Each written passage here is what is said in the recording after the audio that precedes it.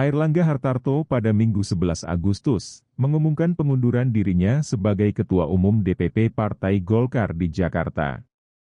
Dikutip dari kantor berita Antara, Airlangga menjelaskan alasan dia mundur karena ingin menjaga keutuhan Partai Golkar.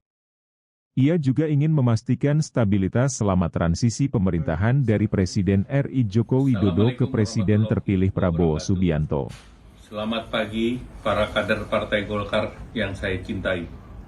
Saya Airlangga Hartarto, setelah mempertimbangkan dan untuk menjaga keutuhan Partai Golkar dalam rangka memastikan stabilitas transisi pemerintahan yang akan terjadi dalam waktu dekat, maka dengan mengucapkan Bismillahirrahmanirrahim, serta atas petunjuk Tuhan Yang Maha Besar, maka dengan ini saya menyatakan pengunduran diri sebagai Ketua Umum DPP Partai Golkar.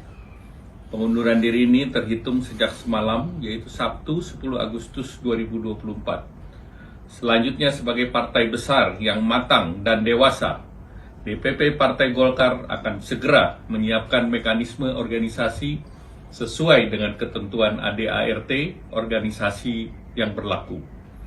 Semua proses ini akan dilakukan dengan damai, tertib, dan dengan menjunjung tinggi marwah Partai Golkar. Demokrasi harus kita kawal dan kita kembangkan terus-menerus. Partai politik adalah pilar demokrasi kita. Indonesia adalah negeri besar. Kita harus memastikan bahwa demokrasi kita terus berjalan dari satu generasi ke generasi berikutnya. Partai Golkar sejauh ini telah menjadi kebanggaan kita semua, serta menjadi kekuatan terdepan demokrasi Indonesia. Selama 60 tahun, kita telah membuktikan semua itu.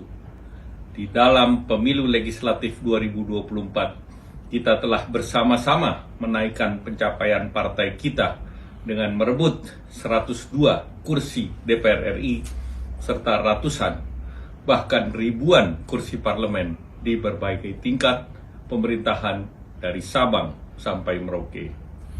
Dengan keringat bersama serta dengan tekad bersama, Partai Golkar berhasil melakukan transformasi menjadikan dirinya sebagai kebanggaan seluruh kader kita. Selain itu, dalam Pilpres lalu, kita juga berhasil memberikan kontribusi besar dalam kemenangan pasangan Bapak Prabowo Subianto dan Mas Gibran Rakabuming Raka. Mereka akan melanjutkan kepemimpinan negara sebagai presiden periode 2024-2029.